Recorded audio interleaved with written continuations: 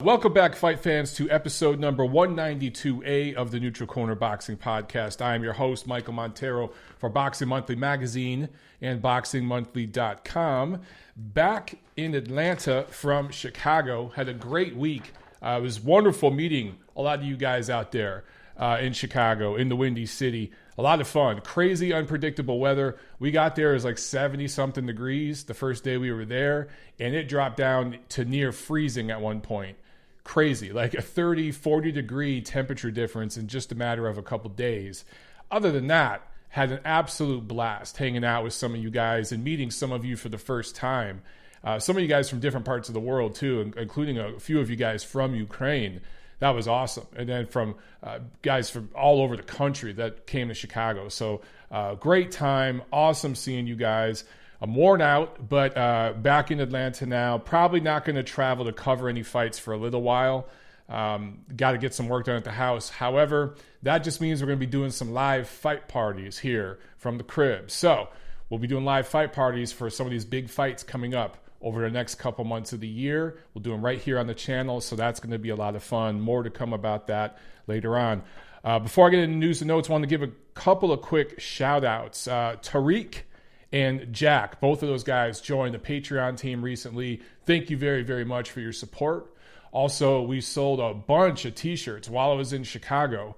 Mailing them out tomorrow. I couldn't mail them out from there because they were here. So I just got back last night and sent those all. I'm sending them all out tomorrow. So we sold a bunch of t-shirts to a bunch of parts of the United States, but also other parts of the world. So thank you so much for everyone that contributes on Patreon, contributes here, with Super Chat on these live YouTube videos, and then all of you who rep the MOB t-shirts in different parts of the world. That's just freaking awesome, man. It's just, I'm blown away by the support, guys. It's so nice when you really put your heart and soul into something and you work your butt off and people come up to you and say, yo, man, good job. I really enjoy your stuff. That happened dozens of times while we were in Chicago. And that was just overwhelming to me, to go into a different city and have people just kind of come up to you and just want to talk and be like, yo, man, I appreciate your work. Keep doing what you're doing. You always tell it straight. I don't always agree, but I agree most of the time, that sort of thing. And then a bunch of you guys help out in different ways financially. And that's just awesome, man, because it's all making this thing bigger, badder, better. And this is our first time covering, we covered the Usyk card in Chicago. This is our first time working with the Matchroom folks for the first time. Tiffany and I, we covered that event for Ring.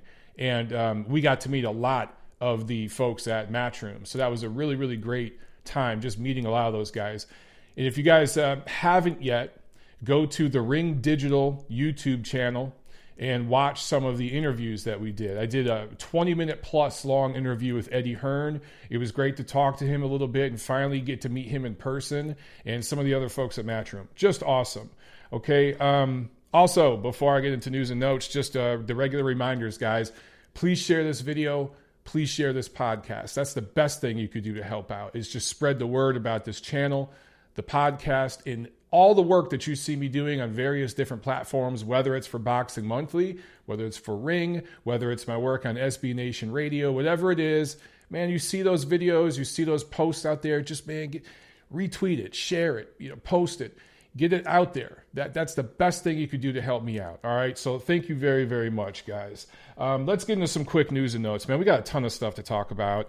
Some good, some bad, some sad, unfortunately. But let's talk about some of the fun stuff first. Let's start on the positive note. Oh, by the way, I got to say, yes, I'm wearing a Los Angeles Rams hat, and they got beat yesterday. But my Detroit Lions, my hometown team, playing the Green Bay Packers in a little while on Monday Night Football. And I was watching the little preview show, Monday Night Countdown or whatever it is they do on ESPN, because I heard that they were going to have Terrence Crawford on.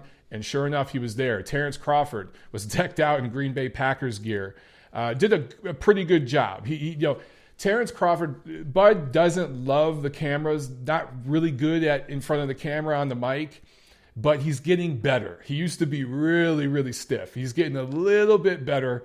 And I think he did a pretty good job tonight. And it was kind of a little promo for his fight coming up on Heisman Day. I think it's December 14th in Madison Square Garden. So another part of that ESPN promotional machine, and Terrence Crawford getting a little better at that stuff. He's not as good as some of the other guys. He's just not as comfortable as them, but he is getting better. So I had to mention that real quick. Just saw that literally just a few minutes ago before we went live here. Okay, Tyson Fury entering the WWE, fighting Braun Strowman, whoever the hell that is. I don't watch the WWE. I mean, as a kid, I watched some of that stuff. As an adult, I haven't watched it in years, so I have no idea who that is. But Tyson Fury is going to fight him October 31st in Saudi Arabia, which is picking up all these big boxing events. Sporting events, including boxing, obviously. AJ and Ruiz are doing a rematch there. This is an event called the WWE Crown Jewel. I don't know what that is, but I know that a bunch of you guys on Twitter were asking me, and some of you were making a big deal out of it, some of you weren't, but you're asking me what I thought about Tyson Fury doing this wrestling thing. I think it's a good idea. Now, look, is there a risk of injury? Yeah, there's a risk of injury doing anything physical. There's more risk of injury of Tyson Fury sparring and training for his next fight. There's always a risk for injury. There's a risk for injury getting in your car and driving to the supermarket to get some Skittles, okay? Somebody could plow into you, some idiot. So there's always a risk of injury. Outside of that, the WWE is completely scripted. We already know Tyson Fury is going to win. No boxer gets into wrestling to lose. Floyd Mayweather didn't lose against the Big Show, right? And there's a million different, there's a bunch of examples I could bring up going back to Joe Louis before him. This has happened for decades. So I don't think this is a bad thing. I actually think this is a good thing and a smart thing. And you ain't hearing any complaints out of Deontay Wilder's camp or the PBC camp because they know Tyson Fury getting this exposure is just going to help make their rematch, the Fury-Wilder rematch, that much bigger. So I think this is a great brand building thing for Tyson Fury. Of all the characters in boxing right now, in the heavyweight division especially, who more belongs in WWE than Tyson Fury? Nobody. He's the craziest character of them all. He fits perfectly with that crowd and who they're marketing to. He will fit right in and crush it. He will do a great job. So, I'm not going to watch it, but it's going to be fun. Jack Alter says Chisora. That's actually a pretty good. Yeah, you know what? Could you imagine Fury and Chisora fighting in WWE? I would watch that shit. That would be hilarious. So maybe those two. They're the craziest characters right now. You put them two in WWE, man. If Chisora just doesn't have the profile, it just wouldn't work for him. But that would be hilarious. So one thing I have to mention because somebody brought this up about. Nobody really caring that Tyson Fury is doing this wrestling thing in Saudi Arabia, yet Anthony Joshua and Eddie Hearn and Matchroom took some heat for putting their rematch against Andy Ruiz in Saudi Arabia. Now, I talked with Eddie Hearn about the Saudi Arabia thing during my interview with him on Ring Digital's YouTube channel. Find it, watch it. And Eddie made a good point. And I know Eddie's a promoter and promoters spin. They all do it, Eddie included. But he did make a good point. He's the first boxing promoter to really go into that market and do something big. Other promoters have gone into different exotic markets, third world markets, however you want to word it, dictatorship type markets where there's deplorable human rights conditions. I mean, look, man, Top Rank did business in China with Zhou Ximing, right? So China has bad people's human rights conditions. So, it's happened. Look, Ali fought in places where there were literally dictators, okay? It's happened forever. But I do think, real quick, we got a super chat from Gerald. Thank you very much. He asked, Mike, what's your wrestling name? I don't know. You guys tell me. Let's get some Michael Montero, WWE wrestling monikers. Let's hear them. Gerald, I don't even know what it would be. I would think of something lame right now. I'm brain dead. I'm brain dead after that week in Chicago. I would love to hear what you guys would say about that. Muff Mangler Montero. That's hilarious. Buff Mangler Montero. That sounds more like a porn name, Jack. That sounds like a porn name more than a wrestling name. But Romania Mike says Michael the Monster Montero. I like that because then it'd be Triple M. I think that works. That's pretty good. I'm going to go with that for right now, unless you guys can get a better one in there. That's pretty good. But yeah, okay. Eddie Hearn takes a lot of shit, but I got to say, just being around them, Matchroom Boxing USA, for a whole week, for the first time, really, because I've been at their cards, but this is my first time exclusively covering one for a platform like Ring and being there all week during fight week. They are really locked in, and they get it. They've got young guys on that staff, both from the UK and from the USA. A lot of young people on the staff, I'm going to say it again, more so than other promoters that seem to understand social media, that seem to understand technology, streaming platforms, and using those things to promote events and communicate to the media. The fight week communications, they were crazy because the weather conditions changed the site of some of the fight week activities. So there was a lot of last minute chaotic stuff going on. But all in all, man, they're on the ball. They get it. And I think Eddie Hearn takes a lot of shit and a lot of criticism from some people because he's kicking everyone's ass. I think he's really kicking butt. He's doing, of course, big business in the UK, but now he's starting to figure it out here in the USA. A year ago, when they first started Matchroom Boxing USA, that first card in Chicago, there was maybe 3,000 people there, maybe 4,000 people. There was upwards of 10,000 people there at Wintrust Arena Saturday. And I was there, guys. I'm telling you, these weren't comp tickets. Now, there's always some comps, of course. But what I mean by that is these folks were screaming. There was a ton of Ukrainians in the crowd screaming for Aleksandr Usyk. And it's clear that Matchroom did their homework. They found out there's a Ukrainian village in Chicago. There's over 50,000 Ukrainian Americans there. There's a big Kyrgyzstani population. Dmitry Bivol was born where? In Kyrgyzstan. I didn't know that. Did you know that? Dmitry Bivol knew it because he's the one who told me. But Eddie Hearn and the folks at Matchroom did a little research and they found out about that, right? So they marketed to those groups. And also Jessica McCaskill, female fighter, she's from Chicago. She fought on that card. She fought there last year and won the world title. So they are starting to figure out that, hey, this isn't the UK. You can't just throw two Americans on the card and think, Americans will show up. You've got to market. The demographics of Chicago are completely different than Los Angeles, than Dallas, and Boston, and on and on and on. And I think they're starting to figure that out. Anyway, how does that all relate to the Saudi Arabia thing? I'm going in circles here. Because I do think that, look, Saudi Arabia has deplorable human rights conditions. It's disgusting. They behead people publicly there. Women are treated like shit there. I'm just going to put it out there because it's the truth, all right? And our United States government, while we'll diss all these other countries, we kind of just toe the line with Saudi Arabia because we do a lot of business with them. Everything's funny when you're making money, right? So yes, is there some hypocrisy here from Matchroom and Eddie Hearn? To a degree, yes. But Eddie told me, this is prize fighting. I'm a promoter. My job is to get the most money I can for my fighter, and we're getting a massive payday over there. On top of that, they're doing all kinds of other sporting events there. And we talked about this wrestling thing just a second ago. So huge sporting events are going over there to Saudi Arabia.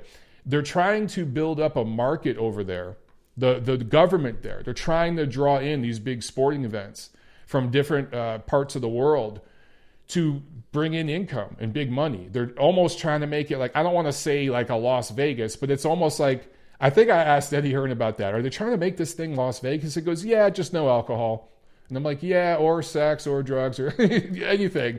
But yeah, that's pretty much what they're trying to do. And Eddie Hearn's jumping in before any other promoter is. He's going to get some shit for that. But guys, don't be surprised if 3, 4, 5 years from now, Top Rank does a show over there or any of these other promoters. It wouldn't surprise me because there's a ton of money there, and ultimately that's why they all do it. It's prize fighting. Let's move on. Okay, so Tyrone Spong, who was supposed to fight last Saturday, we're getting some word about all of his drug tests now, right? September 16th, the Illinois State Commission took a urine sample from him. That came back negative. That's September 16. September 22nd and 26th, VADA collects samples from him. Both test positive for traces of clomiphene, banned substance. So boom, he's out with Usyk. Now apparently VADA took a urine sample October 2nd as well. That came back negative. Now here's what I don't know. September 22nd and 26th, were those samples urine samples or were they blood samples? That I haven't been able to find anything out about those specific samples, because that matters. So if all these were urine samples, all 4 of these, with that timeline, it probably indicates something might have been up with those 2 samples. And maybe they weren't legit. I don't know. Because apparently, from what I've read, it can take anywhere from 3 weeks to 3 months for clomiphene to leave your system. Depends on the individual and a bunch of other things. However, if September 22nd and 26th, those were blood samples, it negates all this, because you're going to get, things will show up differently in blood than it shows up in urine, than it shows up in hair follicle samples. So we need to find out, September 22nd, 26th, were those hair samples? Were those urine samples? Were they blood samples? I don't know. But as of now, VADA has a strict zero tolerance policy. So you pop for something, that's it. So more to come when we get some more information on that. That is ongoing. All right, upcoming fights. Andrew Cancio, WBA 130-pound champion, fighting Rene Alvarado Saturday, November 23rd on the Zone in, I think, Fantasy Springs Casino. That is a rematch. Those guys fought a couple years back, I believe at 126. Cancio won that fight. Alvarado, good, tough guy, gives everyone a tough night at the office. That's going to be a fun show. Also, Mario Barrios and Batir Akhmedov. Rematch has been ordered by the WBA. Good decision, WBA. Slow clap for you, because I give you a lot of shit when you do things wrong, silly or wrong, which you do often. But in this case, you did the right thing. We needed to see a rematch ordered for that fight because that decision was shit. So purse bid has been scheduled for mid-November. They get 30 days to negotiate this rematch. Expect it to go to Texas. Wouldn't surprise me at all if that goes to Texas, Barrios' backyard. Okay, so let's get into the sad news. All right, we had some fun. Let's get into some sad shit. Salinas, California native, super featherweight, former super featherweight title. Actually, he's a featherweight title challenger. Sorry.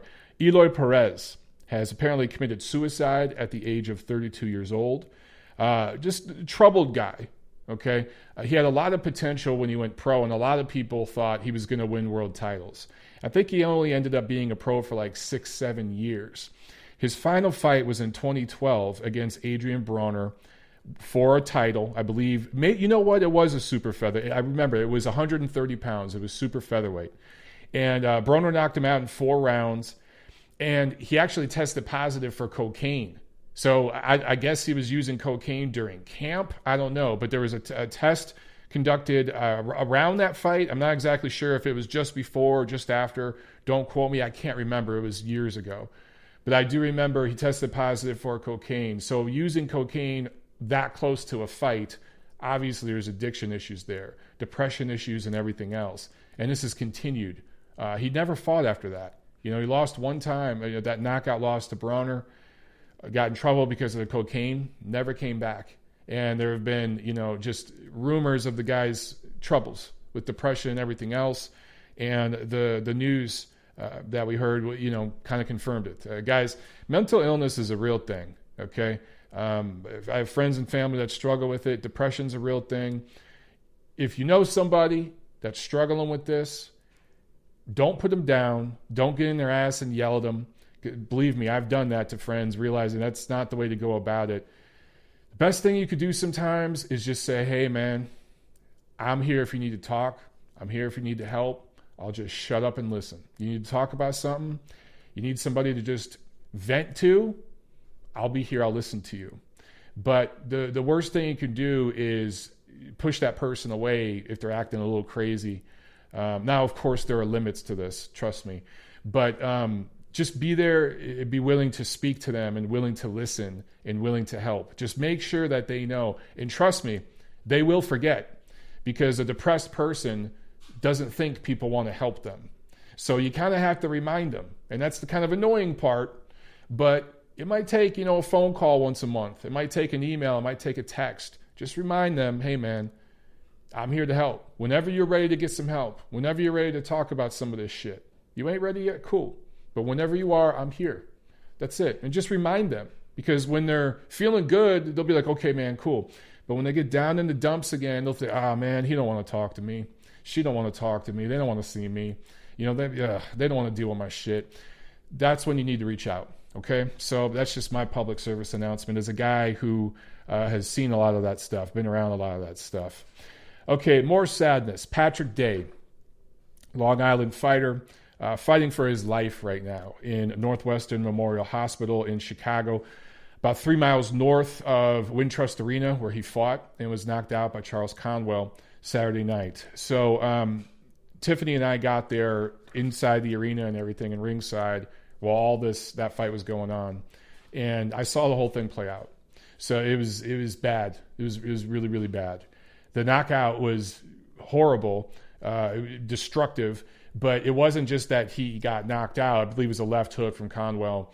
It was a combination, but it was a left hook with his chin up and his head swung around. He was knocked out before he hit the canvas, but the back of his head hit the canvas. And guys, the punch was loud, hearing that shit from ringside, but the boom of his head on the canvas, I don't know how that looked on TV, but I was in the first row. I was in the first row ringside. Boom. I mean, it was like you felt it in the gut when he hit. And he never regained consciousness. He was kind of moving his arm a little bit and his leg. So I think there was some neurological things happening while he was out. They said he had seizures on the way to the hospital. I thought that the Illinois State Commission, and I tweeted about this, I thought that they acted very, very promptly and professionally. They immediately got in the ring. Not immediately, it took a couple minutes, but they got there very quickly and hooked him up to oxygen, stabilized him, got him on the stretcher, got him out of there, boom, right to the nearest hospital, which I said was 3 minutes away.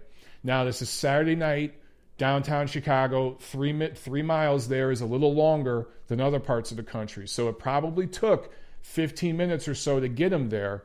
But you compare this situation to the Maxim Dadashev situation, where he took himself out of the ring, was puking, walked across the arena, standing there hunched over. Then he collapses. Then they get him out. I mean, I really think the commission there in Maryland killed Maxim Dadashev. I'm just going to say it. I really, really think their lack of action contributed. I'll just say this, contributed to that young man's death. I thought the Illinois officials acted much better, much more professionally, and just the setup was just much better. Anyway, brain surgery, he's in a coma, and that's all we know right now. He's in extremely critical condition, bad shape. So I saw one of you, I'm sorry, I need to break this up. Survive with the Super Chat pledge. He says, God, I love this channel. Thank you very, very much, Survive. I appreciate that so much.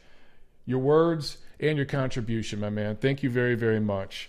I just wanted to get that in there, guys. Thank you, Survive. But, okay. What I wanted to bring up about this, and I know maybe it's too soon. I don't want to be insensitive, okay? Because I got to say, you guys saw the episode of TNC I did with Steve Kim while I was in LA, and he talked about being there and seeing all that happen with Maxim Dadashev, and it affected him. Now, he saw a lot more than I did because he went to the hospital and everything else because the folks at ESPN wanted him to go and cover that, and he's in very good with Top Rank and everything, so he went. I wasn't in that situation.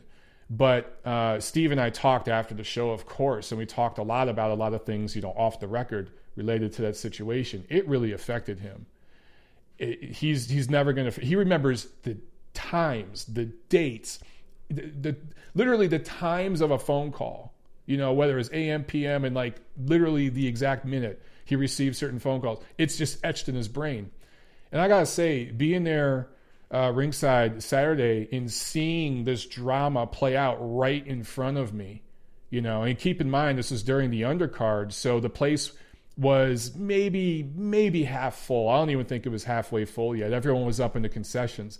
So it's kind of quiet and hollow, and it's silent when all this was going on, right?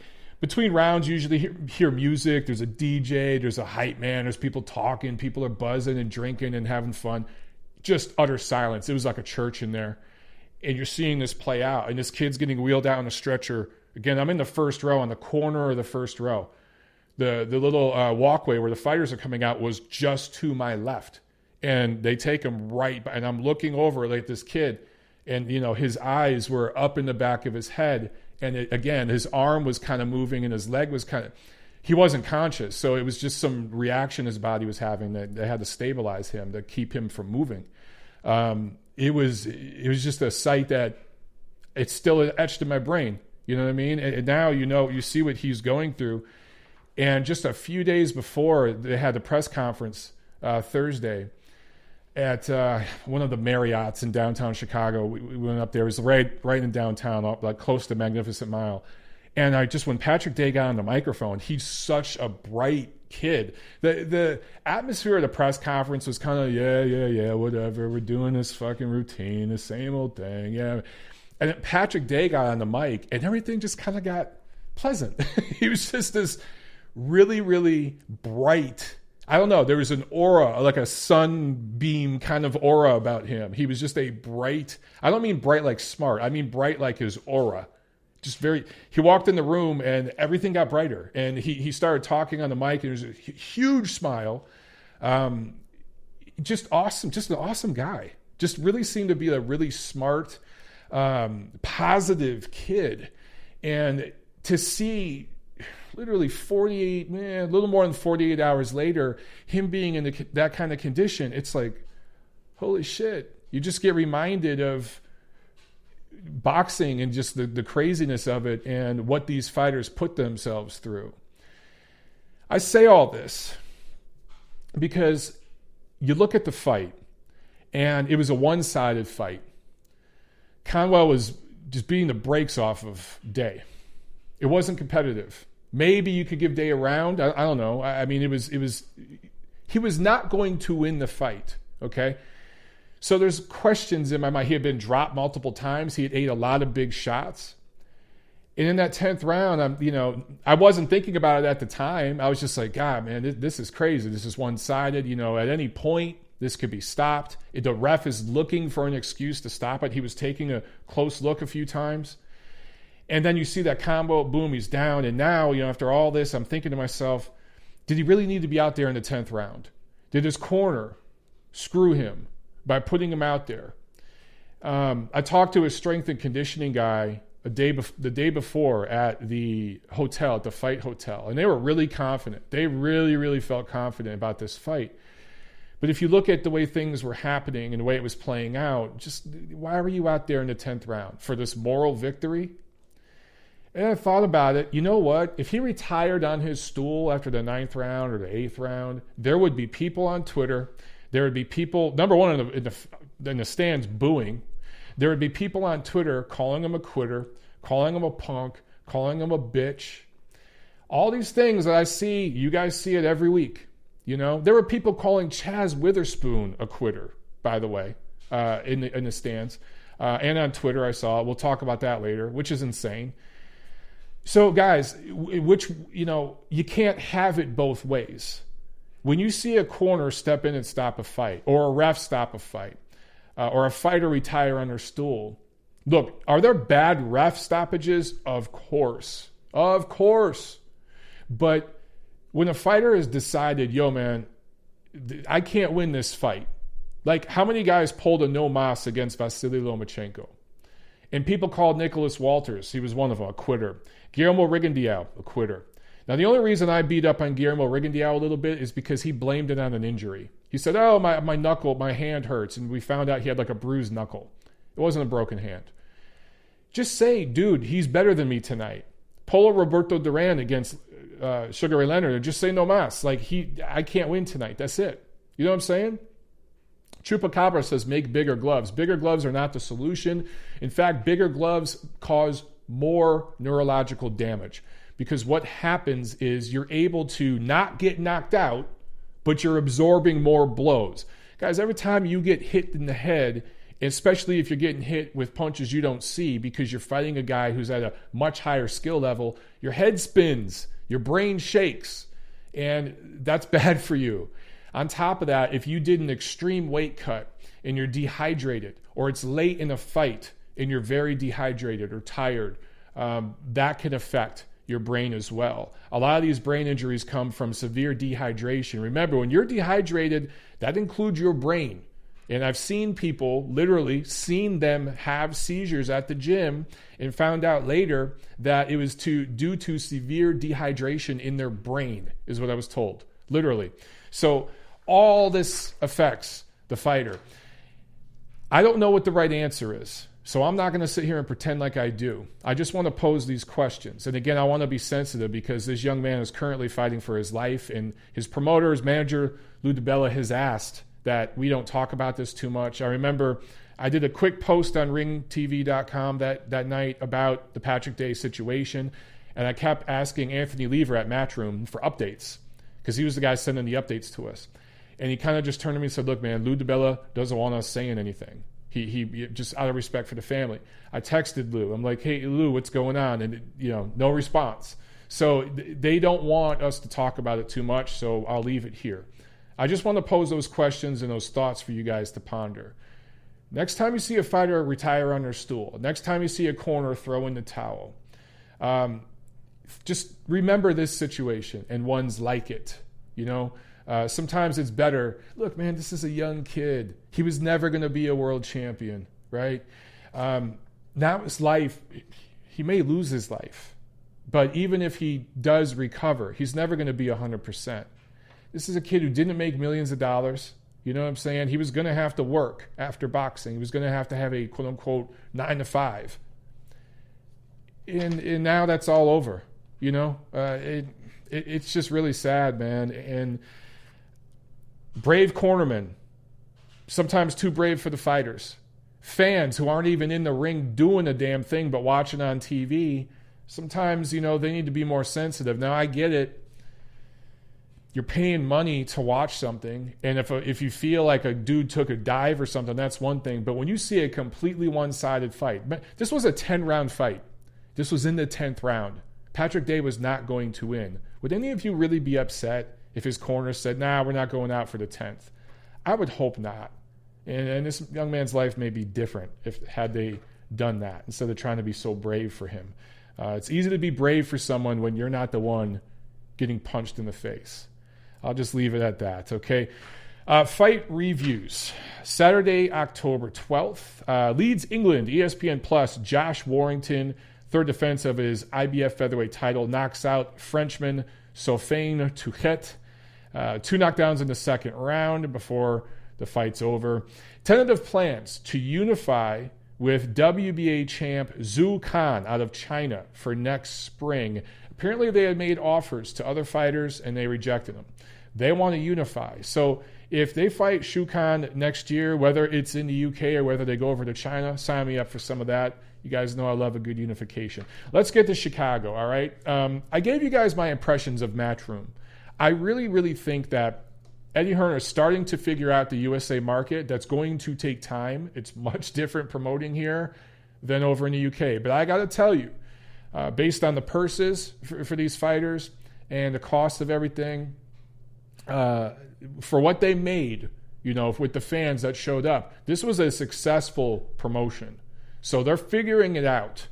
They had Demetrius Andrade fighting in Providence, right? So they're having fighters, American fighters, fighting in their hometown, and they're having these quote-unquote foreign fighters from other parts of the world fight in cities where there are ethnic populations they can market to. They're starting to figure that out, which is good stuff.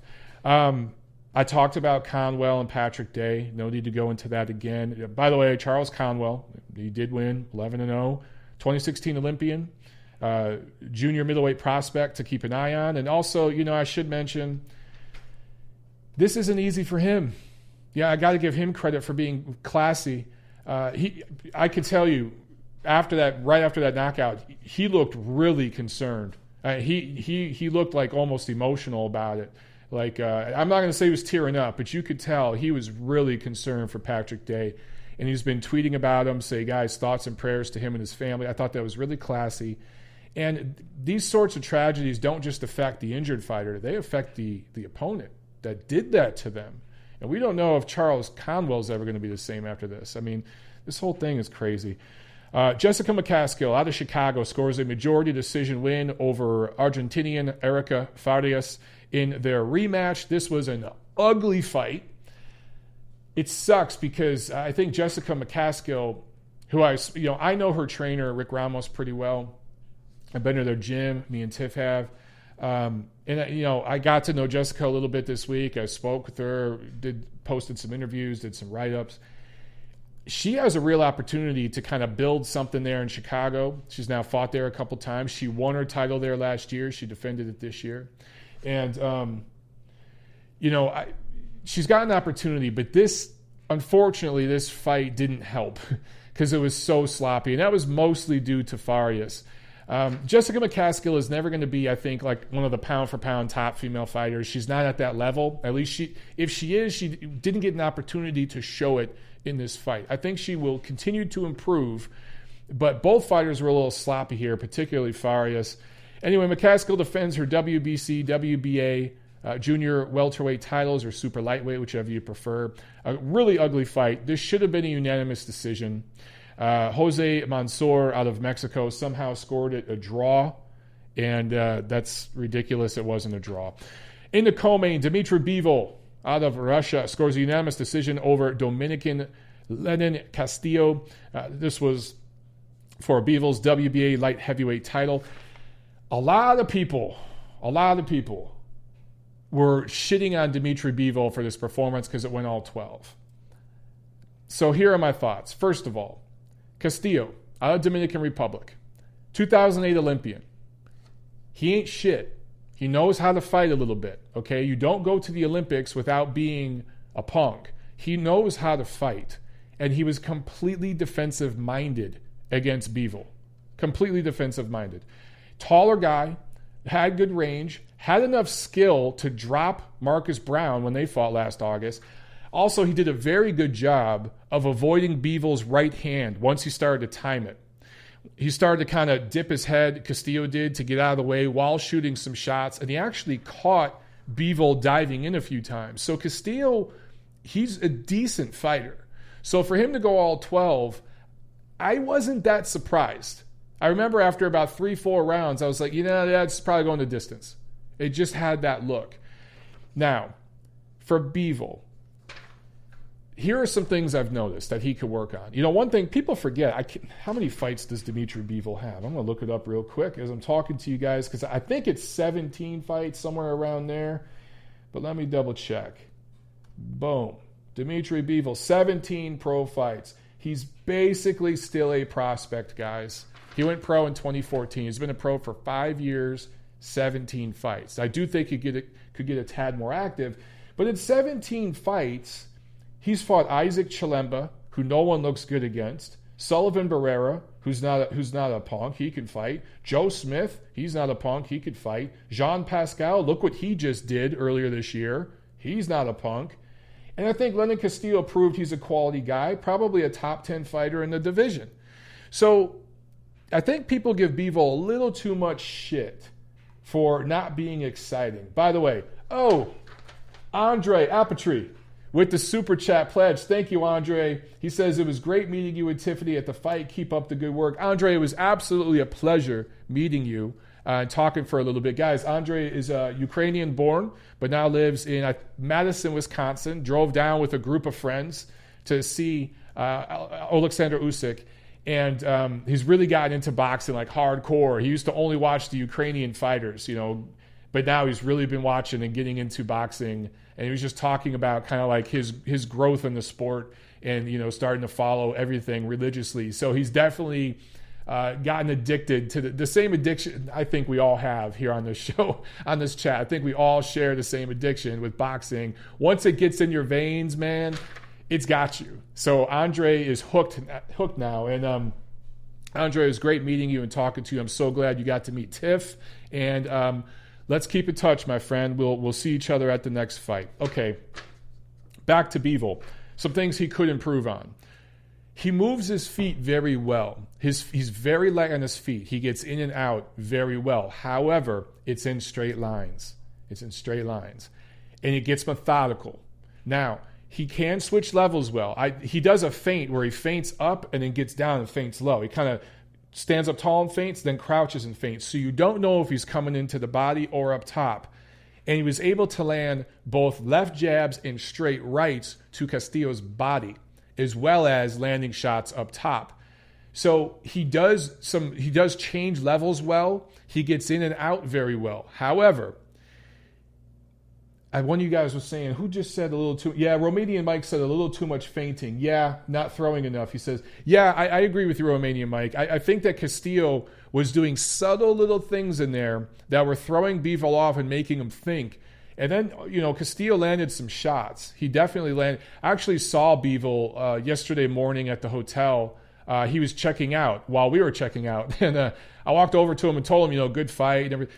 And I told him, ignore, because there were people booing after the fight and everything. I told him, ignore that shit. You fought a good opponent, and you did a good job. They're not in there fighting this guy. You still have your title, and there's bigger fights down the road.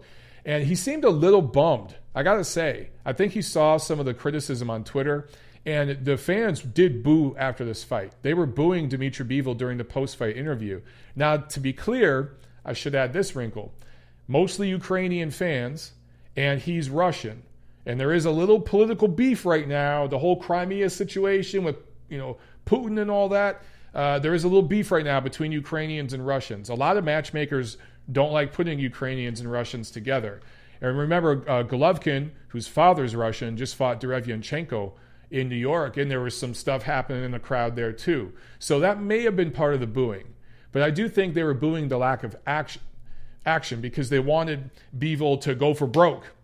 He's never going to be that guy. But let me back up real quick to get back to what I was saying about the straight lines, okay? One thing I'd like to see Bivol do better is pivot more and come in from the side. Get on his opponent's left shoulder and work. Get on his opponent's right shoulder and work. If you're coming in the middle when you work, instead of backing straight up, which is very good at, but that can be timed, pivot out to your left, double jab on your way out. I mean, that's basic boxing, right? But a little bit of that side-to-side action, I think, will help Bivol. That's what he needs work on. And I don't know if he needs to bring in a new trainer to work on that or what it is. He works in straight lines, and that can be timed. So that's going to hurt him against some of the elite fighters he ends up facing. I don't know how it's going to play out for him, because if somebody can time him coming in straight, they can land shots. Even if he gets out of there really quickly, they can land shots, especially if they loop their shots.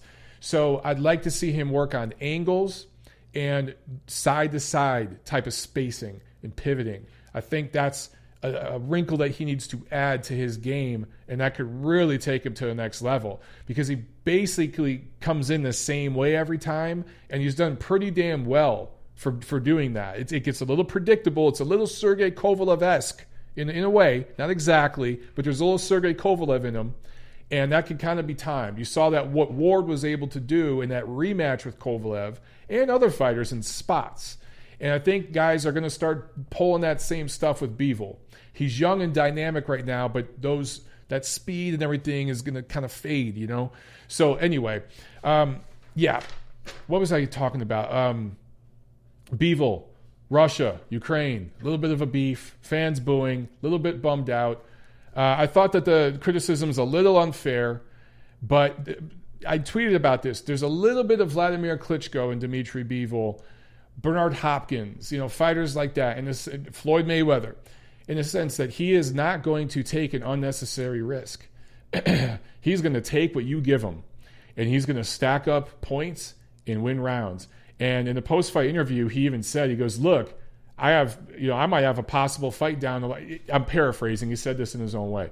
But he said, I might have a fight with the Canelo Kovalev winner in the future, or the Wojtek Beterbiev winner in the future, or Callum Smith, or one of those guys. And I will have the opportunity because I won tonight. You know what I'm saying? I think that's his mentality. Carlos Cabrera with the Super Chat pledge. What's up, my man? By the way, shirts are in the mail, my friend. Thank you very, very much. He says, Bivol uses his jab well, up and down and fluid. I agree. When he throws in combination, Carlos, especially when he sets it up with those stabs to the body and then loops up top, he had Castillo on the back foot all night. I don't know what more you want from Bivol. If you're fighting a guy who's defensive-minded, and he won all 12 rounds, I think the scorecards, he also dropped Castillo once. I forgot to mention that. And has Castillo been dropped before? I know he's never been stopped, but I don't even know if he's been dropped before. So he dropped a former Olympian, dominated, won 12 rounds, and he took a little bit of punishment. He had some marks on his eyes when I saw him at the hotel yesterday. He was a little marked up, not bad. But I don't know what more you want from the guy other than going in there and blowing a dude out. But he's a methodical kind of guy. He plays chess in there. That's what he's doing. It's kind of like, in some ways, like what Vladimir Klitschko did in the later stages of his career. Not exactly, but similar. Chase Athletics says, never been dropped. Yeah, I agree, man.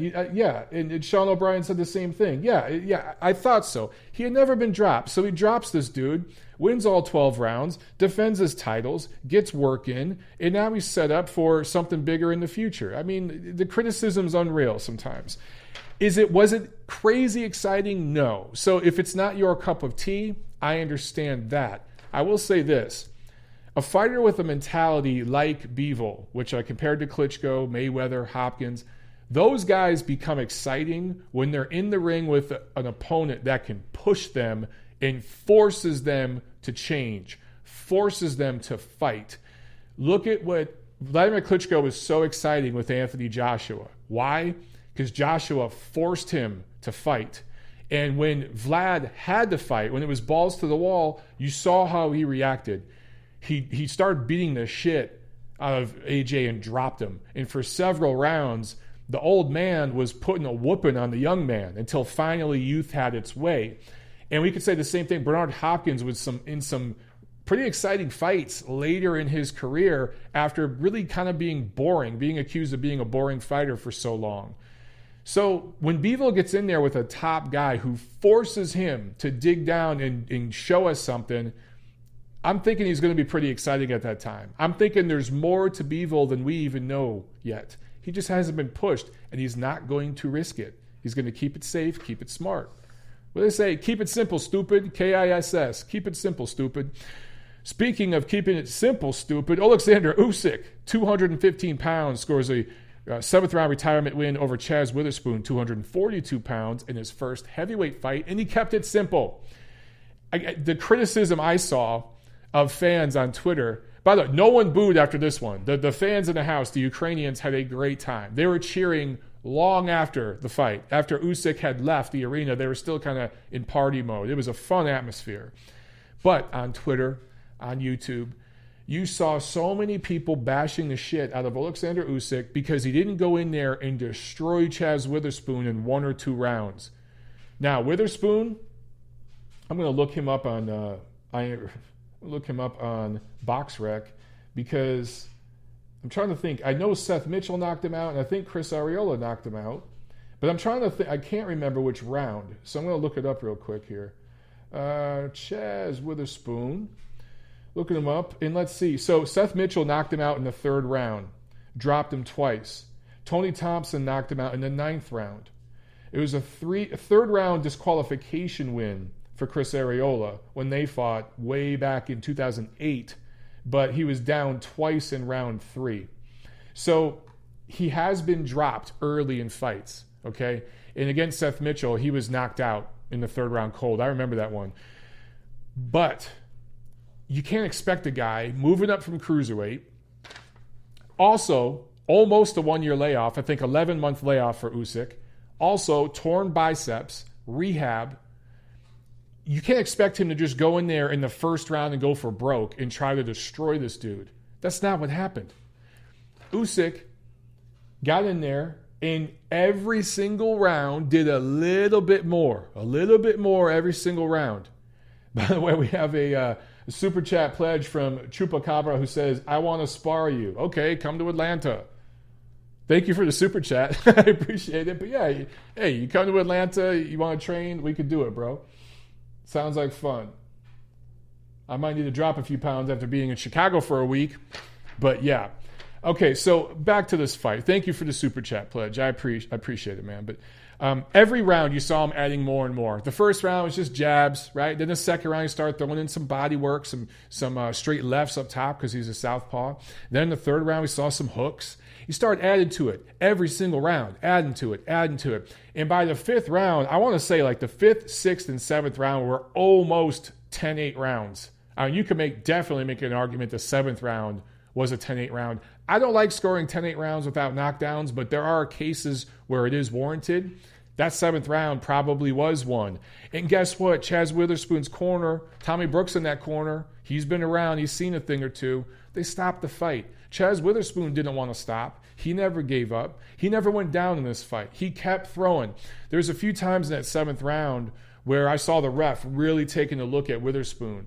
And as soon as he was about to jump in, Chaz saw it in the corner of his eye and threw a couple shots.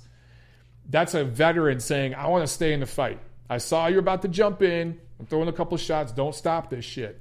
It was up to his corner to stop it and save him from himself, and that's just what they did. So props to Chaz Witherspoon's corner.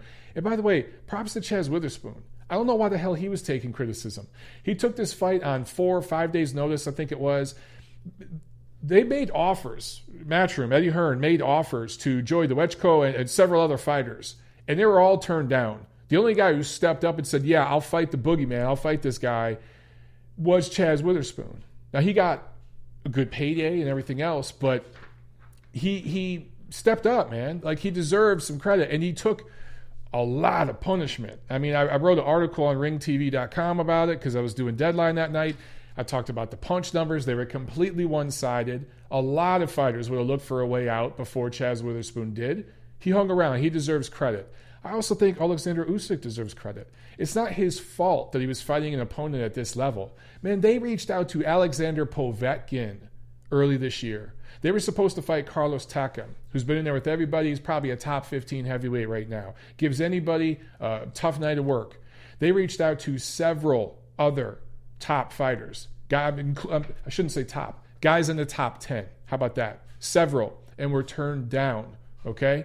So this is the level of opponent that they ended up with. And he went in there. I think a lot of people look at ratings and they go in box rack and, oh, this guy's been knocked out. Oh, look at this guy's age. Look at his opponents. And they just do this, what do they call it, combat math? Combat math never works. There was a few people who came up to me during fight week, especially at the weigh-in. Hey, Mike, I want to place a bet. You know, what is this? First round knockout, second, third round knockout. I'm like, dude, this is going at least 6 rounds. It's not going the distance, but it's going rounds. It's going at least halfway. I said that. If any of you were there and I told you that, please say it in the chat now to prove I'm not full of shit. I told several people, several of you guys that I was hanging out with, I said this fight was going to go rounds. I wasn't surprised this shit went 7 rounds. But yet there was a lot of people on Twitter saying, oh, man, Usyk can't get it done. He should have blown this guy away. He's going to get destroyed by these other top heavyweights. Stop with the hyperbole. Stop with the hyperbole, okay? Some of you guys you don't understand styles and how to properly analyze and break down a fight. And you go watch these other YouTube channels where they just talk shit. They really don't know what they're talking about. Do I get every prediction right? Hell no. But do I get most of them right? Yeah. You know what I'm saying? The last few weeks, Spence Porter, Golovkin, Derevyanchenko, come on, guys. I pretty much told you it was going to fucking happen, and it happened. There's been some difference, but based on fighter mentality, styles, and given everything that's happened, this was going to go rounds. It doesn't mean that Aleksandr Usyk doesn't have a chance at heavyweight. Now, I say all that. I need to follow with this. We didn't get many questions answered about Usyk at heavyweight. We don't know if he could take real heavyweight power from an elite heavyweight in their prime? We didn't get that question answered. We don't know if he can seriously... we already pretty much know he's not going to be a one-hitter quitter at heavyweight because he wasn't at cruiserweight. He's not going to be a knockout puncher. But can he at least hurt a guy like Wilder, like Joshua, like Fury, whoever it is, to get respect? If he can do that, if he can get respect and he can take a punch, he's got a real chance to do something at heavyweight.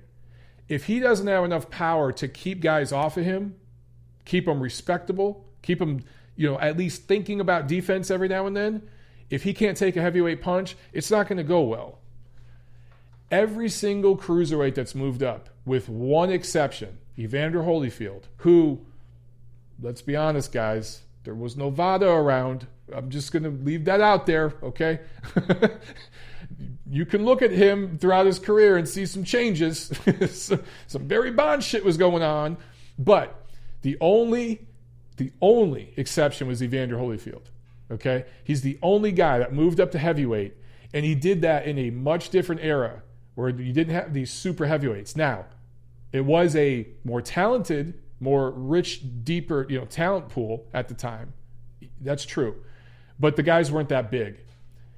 Usyk is moving up, and he's going to be against the top guys, fighting guys that are 6'6", 6'7", 250 pounds, ripped, brick shithouse, punching down at him with crazy leverage. Say what you will about Deontay Wilder. That right hand is the most powerful punch in boxing right now. It is.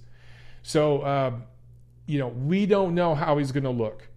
But if he even can be competitive, that's saying something. Because again, the only exception, the only guy who's ever succeeded as a heavyweight after moving up from cruiserweight, Evander Holyfield. And don't give me that David Hayes shit and all those guys. That's all bullshit. Seriously, the only guy who really, really did something was Holyfield. So with Usyk, it just remains to be seen. He's not going to win heavyweight fights with power punching. So for all these idiots talking on Twitter about, wow, you couldn't knock out Chaz Witherspoon, they have no idea what the hell they're talking about. Did they watch any of Usyk's fights at cruiserweight? Or did they just watch the Tony Bellew fight and they think every fight's going to look like that? Probably, because that's what most of these guys are. They have way more subscribers than me because they talk bullshit like that and it gets clicks from other idiots who want to hear idiotic talk. But they don't know what they're talking about. If you actually seen Usyk fight at cruiserweight and you know the way he fights, he's going to win fights at heavyweight with footwork, speed, punch volume, and pace. He's going to push a pace. That's how he's going to win fights at heavyweight.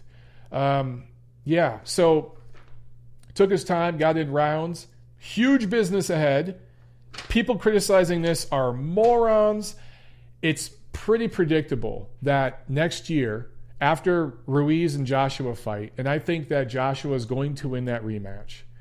I've been saying that for a while. Unless I hear something or see something otherwise, I'm still going with Joshua decision. I think those titles are going to get broken up. Usyk is already the WBO mandatory. Eddie Hearn talked about this in my interview with him. Again, go watch it. And he said the titles are going to get broken up. And if you're Eddie Hearn, you like that. You like that because, look, let's enter promoter mind right now, okay? Let me just give you guys a little lowdown of how this is going to work. Say Anthony Joshua beats Andy Ruiz, which I think he will. Now, Eddie Hearn represents Anthony Joshua. He has the unified, WBA, IBF, WBO title. You have two mandatories. You have Kubrat Pulev in the IBF, and you have Aleksandr Usyk, the WBO. Now, a lot of fans are going to say, go fight Usyk. I want to see that. But if you're Eddie Hearn, you're thinking, you know what? Here's how I'm going to do this. We're going to fight Pulev and dump the WBO. Aleksandr Usyk's going to fight for the vacant WBO and win. And then Eddie Hearn's going to represent all three of those titles, two different fighters. And he can build up a unification between, guess who? Anthony Joshua, Aleksandr Usyk. That's how it's going to play out, ladies and gentlemen. Meanwhile, Deontay Wilder and the PBC are going to continue to do their thing. They're going to rematch Tyson Fury and win. And then they're going to continue to make demands with AJ or Usyk, whoever wins that eventual fight. But then if you're Eddie Hearn, your team Usyk, your team Joshua, you don't need Deontay Wilder or Tyson Fury if he beats Wilder. You don't need them. You've got your own unification fight to build up. And that's exactly what they're going to do, folks. That's how it is going to play out. It is boxing business 101. All right, guys, let's get to a few questions. And then I'm going to jump off here. We've been going for about an hour. So, yes, I'm going to go watch my Detroit Lions blow it against the Green Bay Packers. Brad Williams, what happened to Dohany's fight Saturday night? Good question. For whatever reason, that was on the untelevised portion of the card. There was a few fighters that, I got to give it to them. There was a lot of showcase fights on this card, but there was a lot of talent. But TJ Doheny won his fight. I believe it was a TKO. I can't remember which round. He won his fight. It just wasn't on the DAZN broadcast. It started at 6 o'clock, I believe, and the first fight was at 4:45. So there was a couple fights before DAZN broadcast started, and then there was 2 fights after the broadcast ended. One of them included an undefeated prospect out of Chicago, Giovanni Mioletti, originally from Washington, but now fights out of Chicago. And I thought they would have wanted to include him and Doheny on the card, but I think they didn't have time. So, yeah, that's why. Romanian Mike says, Michael Montero, you speak the truth. Thank you very, very much, my man. I appreciate that. Hamed says heavyweight division is a mess. It's going to get messier, Hamed. It's actually going to get messier, guys. All those titles are going to get broken up. And this whole unification thing that we thought maybe we were going to get, this consolidation with Wilder and Joshua at some point, maybe early next year, Andy Ruiz blew that shit up. And it's good. Aleksandr Usyk's about to blow it up even more.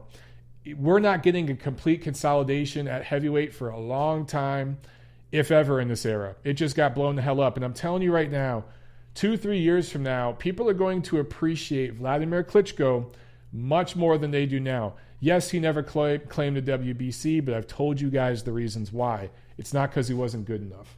Kevin from Chicago with the Super Chat pledge. Thank you very, very much, Kevin. I appreciate it. He says, Eastern Euros has everyone shook. It's very obvious. Well, in some divisions, but we could say that about fighters of all walks of life from all parts of the world in other divisions. But the Eastern European fighters are coming in and starting to have more and more of an impact on the sport. And, there was a time where they weren't necessarily as respected. I think they're very respected now. You see these guys winning awards. Aleksandr Usyk was the fighter of the year last year. You know what I'm saying? So the scale is tipped a little bit, and that's what happens in boxing. It's happened throughout boxing history. And who's going to be the next wave? I've been telling you guys, the Uzbekistanis, they're going to be the next guys over the next 3, 4, 5 years. And then I'm telling you, at some point, I've been saying this, and people think I'm crazy. In the next 20 years, there will be a Chinese heavyweight world title holder. I'm saying it now. You think I'm crazy? It's coming. I'm telling you. Tim Nick says Vitaly was still better than Vladimir. We'll be arguing about this for years to come. Marshall Ministry asks, post thoughts on Josh Warrington and Terry Flanagan fights. I have both fights in HD, by the way. I keep liking and YouTube unlikes it. What's going on? Jesus. YouTube. Man, there's so many issues with YouTube. I don't even know what to say. Please come back later after the live stream is done and like it, and maybe then it will work. So, okay, I didn't see the Flanagan fight. I haven't seen it yet, so I can't comment on that. But Josh Warrington, he did what he was supposed to do. You know what I'm saying? He blew that French guy out of the water. And in terms of styles and the level of opponent, that's what you expected. I'd love to see him fight Shu Khan or any of the top featherweights. I would have loved to have seen him fight Oscar Valdez. That would have been great. But apparently Frank Warren made an offer to Valdez, but Valdez decided to dump the title and move up to 130. So anyway, I got to check out the Flanagan fight. Zazlevd 97 says Usyk beats guys like White, Miller, babyface, but he loses to Ruiz and Wilder. We shall see. Right now, it's way too soon to say anything. And by the way, the Ring Ratings Committee, we talked about this because, again, I covered this card for the Ring. And my 2 cents was you cannot rate Aleksandr Usyk in the top 10 at heavyweight yet. You can't. Talent-wise and everything, abso-freaking-lutely. But in terms of who he's beating Chaz Witherspoon does not get you in the top 10. He's got to fight a top 10 guy. So this really didn't answer any questions. This was getting rounds in and rehabbing from an injury and a layoff and all that. Let's see him fight a top 10 guy early next year and then maybe fight for... Here's the thing, guys. Politics of boxing, he might fight early next year for a vacant WBO title against another top 10 guy. That's just the way it might work out. Falco says Yao Ming's son will be the heavyweight champ. That would be crazy. Could you imagine a 7'5" dude in boxing? Carlos Cabrera with the Super Chat pledge. Thank you very, very much, my man. He says, you speak about the fights and fighters. Many get into defending business politics, and they shouldn't. Feeds promoters, putting off fights. I hear you. I'm just telling you, do I want these guys to all have a tournament? Would I love to see a World Boxing Super Series tournament in a heavyweight division with all the top guys? Yes, of course. But I'm just telling you guys the way it's going to happen. And here's my thing. As long as we get everything consolidated within a couple years, I'm good. But right now, if you're Eddie Hearn and you're looking at 2020, here's what I'd love, okay? I'd love to see if Anthony Joshua beats Andy Ruiz, maybe early in the year, he fights Kubrat Pulev. That's a mandatory. He's got to fight him.